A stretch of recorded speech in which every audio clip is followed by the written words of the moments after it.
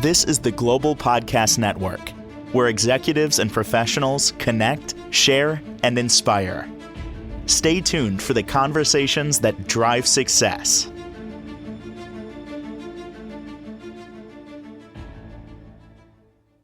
And welcome back, everybody. We are going to help you out today, especially if you're a parent and you're considering maybe sending your child or children to a private school. So we're talking middle school, high school.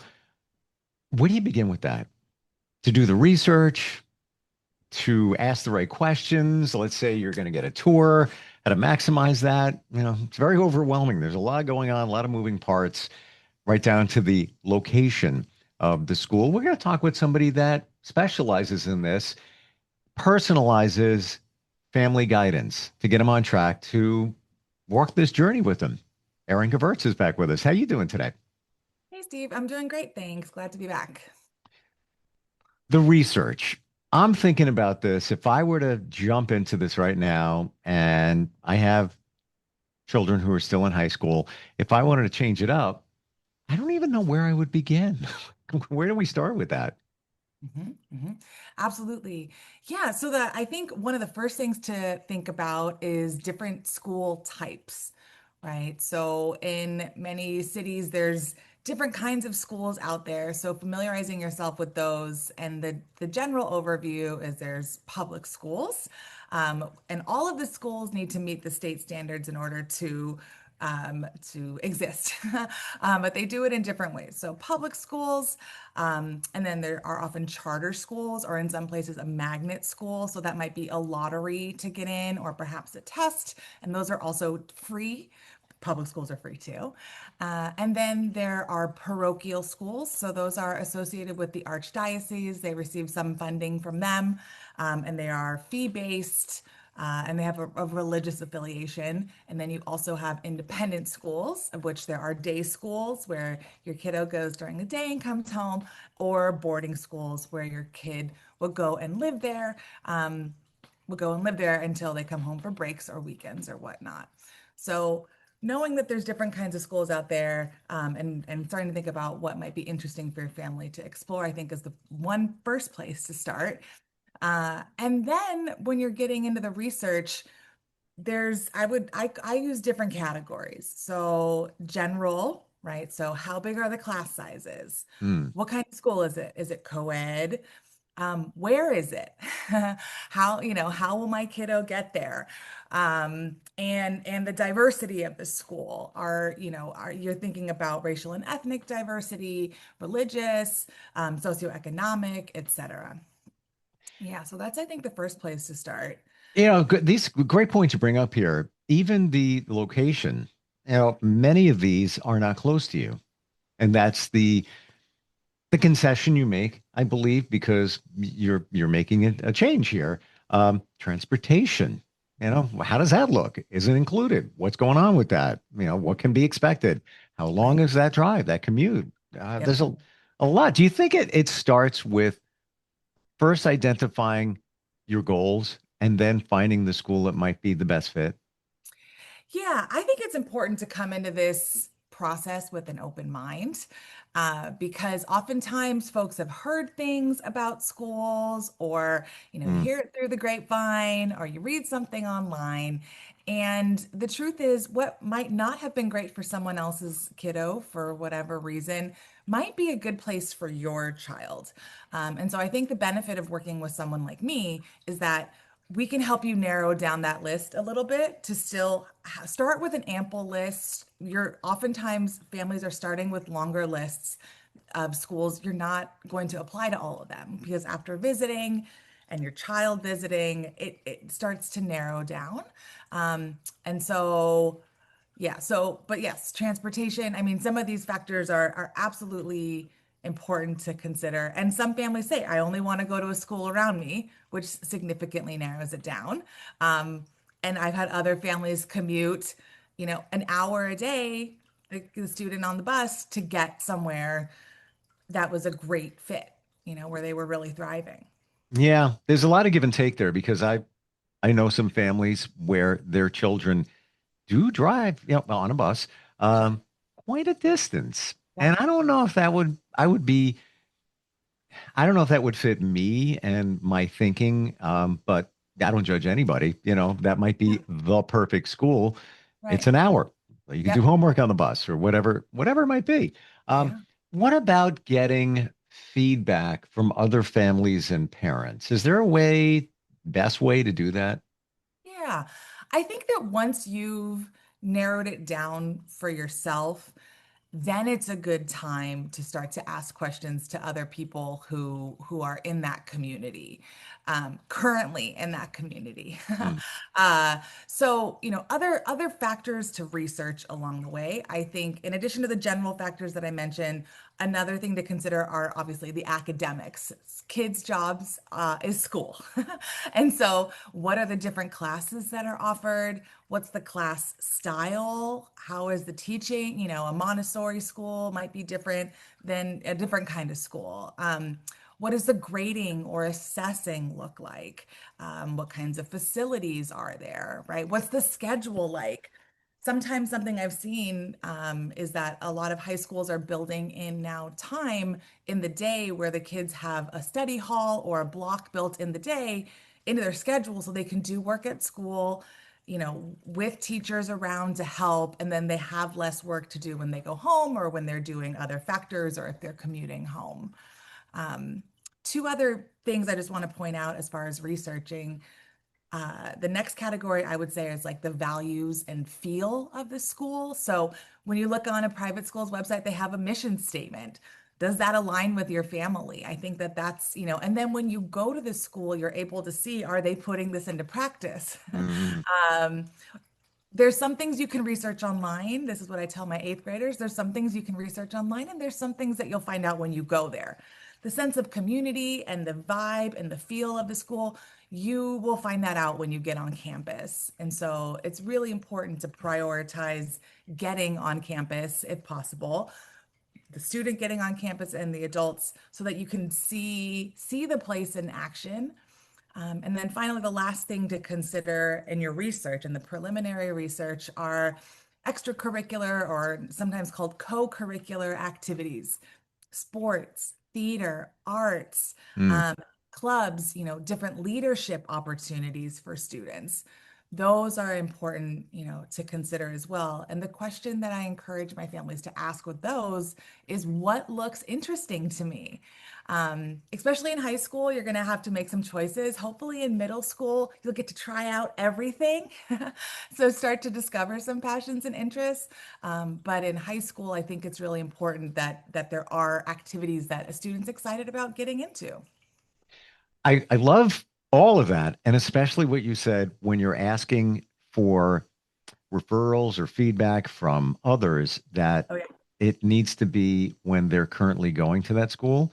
Mm, And brings back a memory. My kids, when they were elementary school age, went to a private school. It started out great. It was all good. yeah.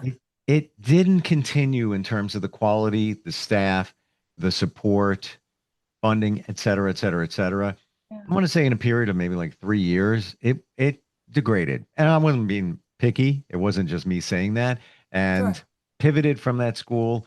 At that point, I moved, and that was all intentional too, going to a public school district that I thought was better. And then they attended public school.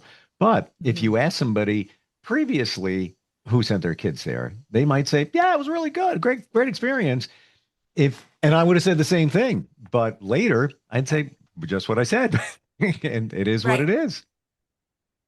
Yeah, and I think, all schools and organizations have growing pains, and, there's leadership changes that happen or different curriculum attempts that get had, or, Mm, hiring can be tricky. And so I think, mm, while it's, your experience is valid as someone who chose to go there and there was some changes. So I would say, if someone's talking to you and you're talking to someone who had a previous experience, I would go in, there's questions that then you're starting to consider asking.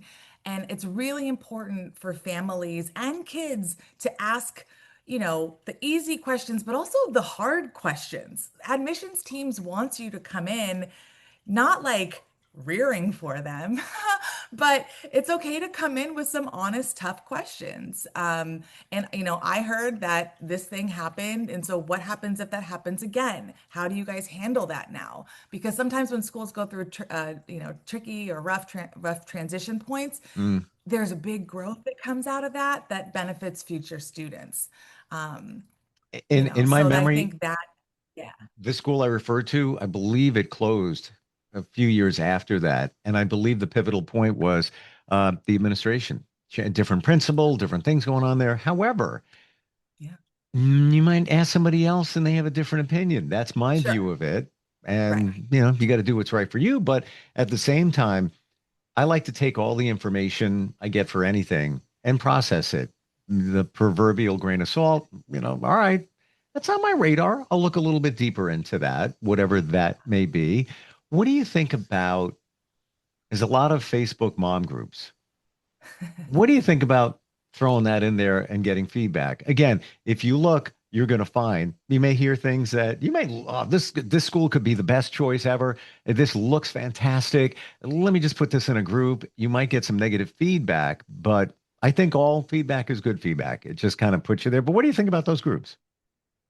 Yeah, I would say, well, there's a saying about opinions, right? That everybody has one. Mm, And I think that um, the thing is, let's say if you're going to go into an anonymous group and ask questions about things, I think that that could be an interesting place to start a conversation because um, maybe it'll connect you with someone at that school currently.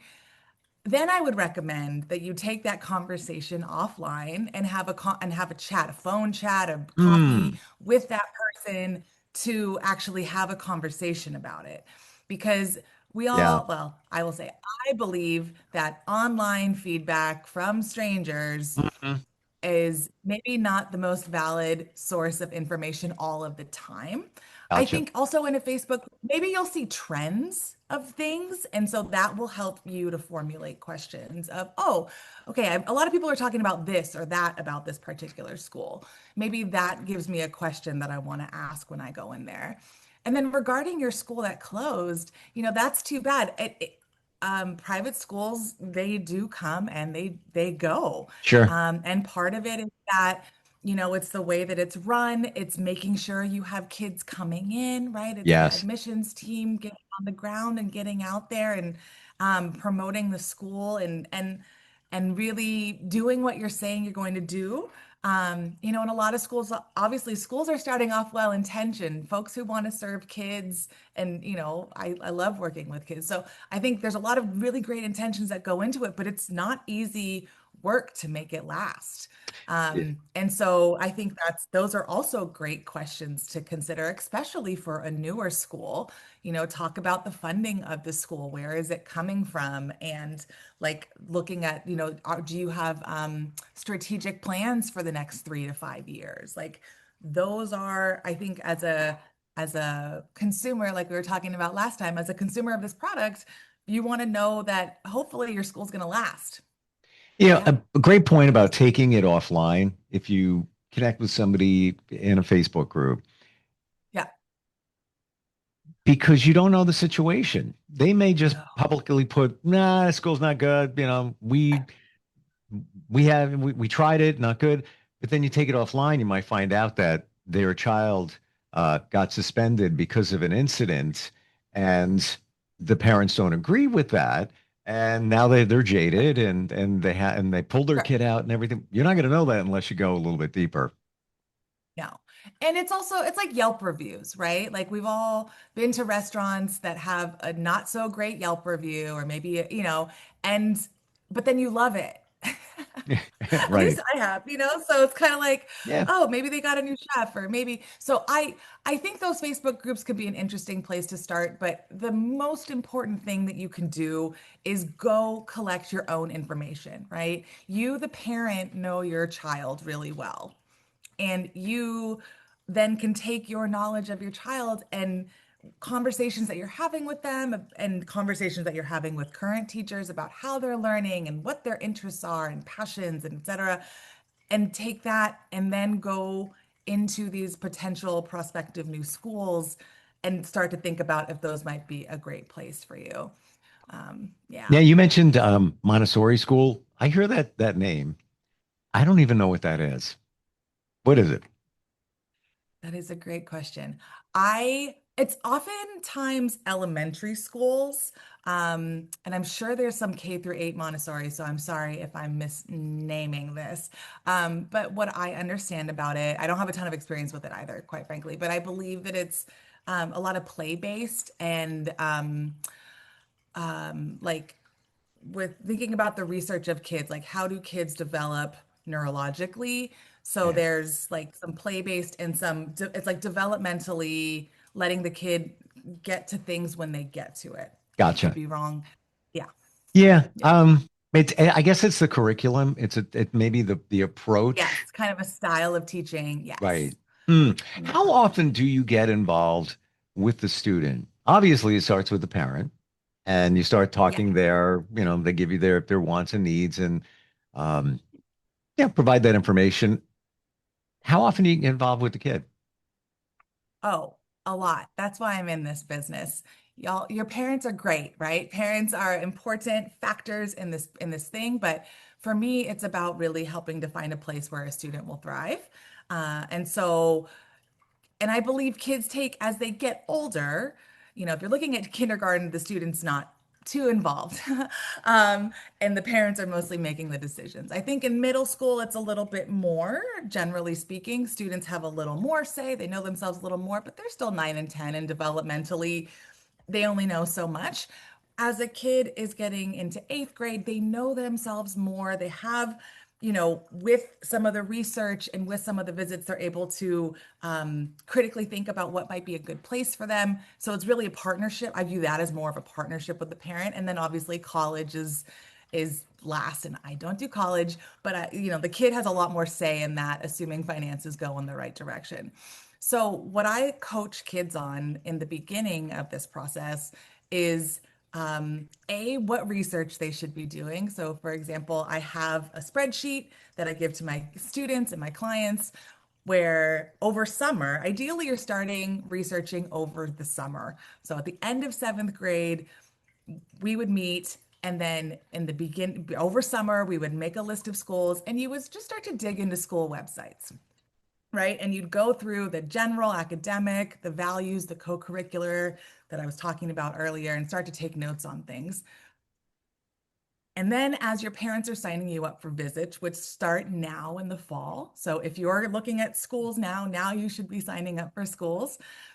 Then I coach kids on what they should be doing before, during, and after a visit.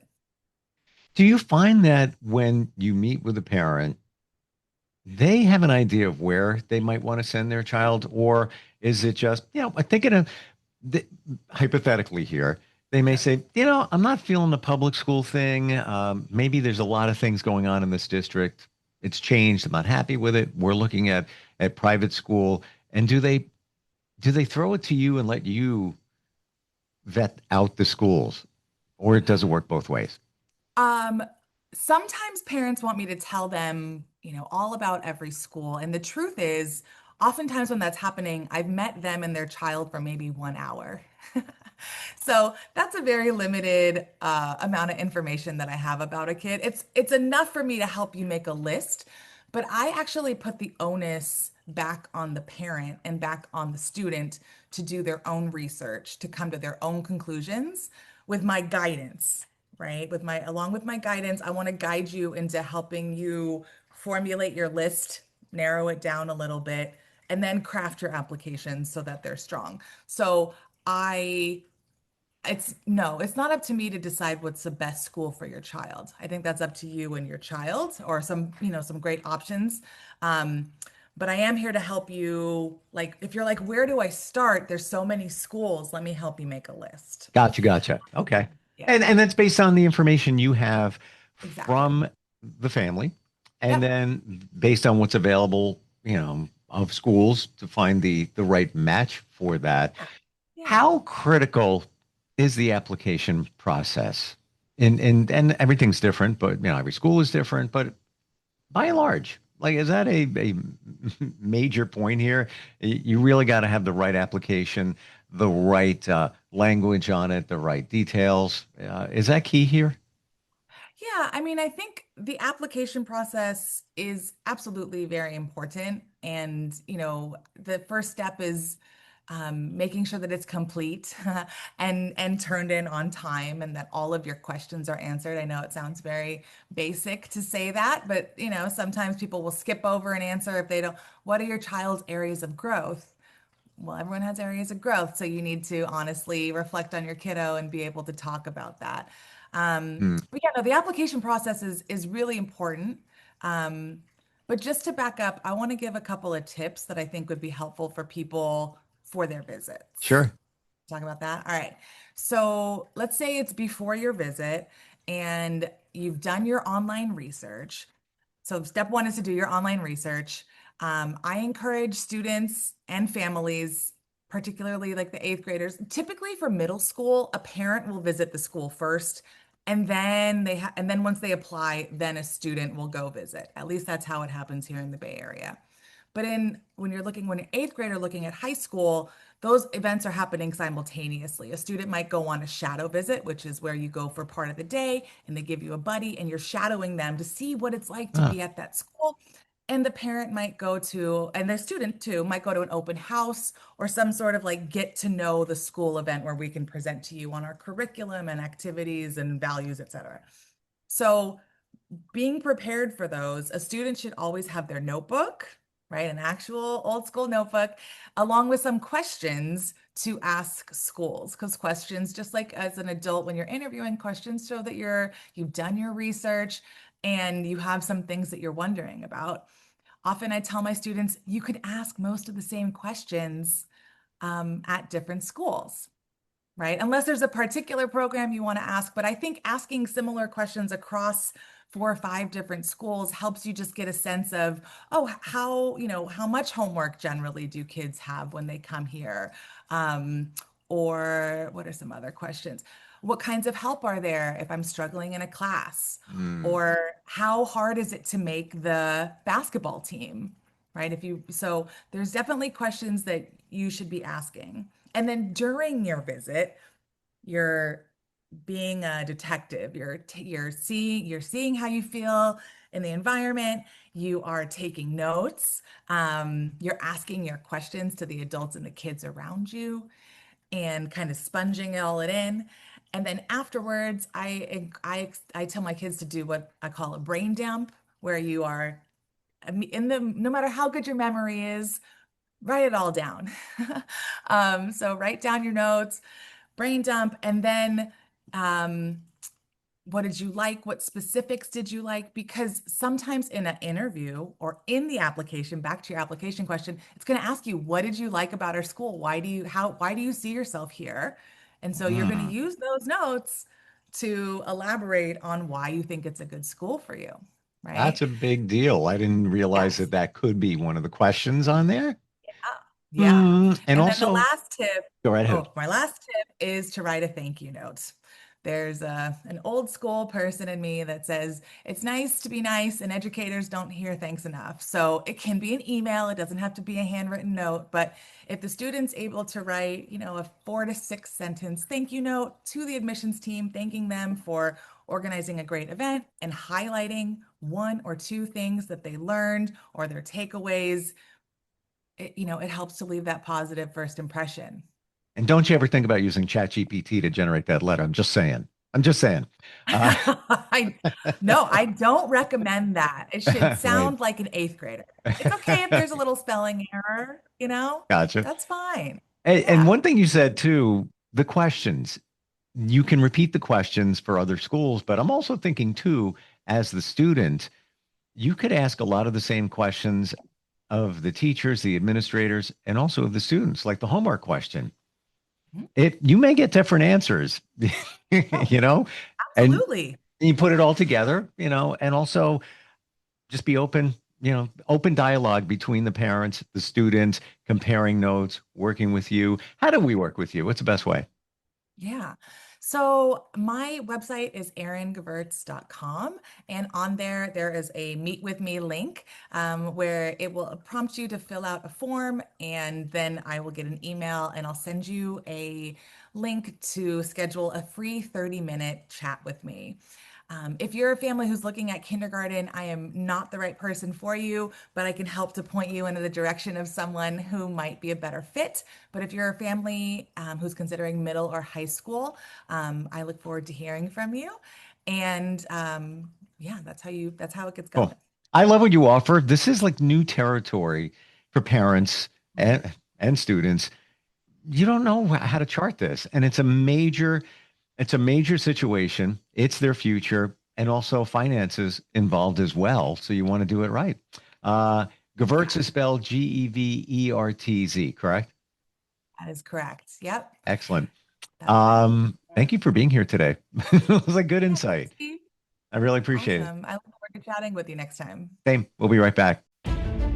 This is the Global Podcast Network, where executives and professionals connect, share, and inspire. Stay tuned for the conversations that drive success.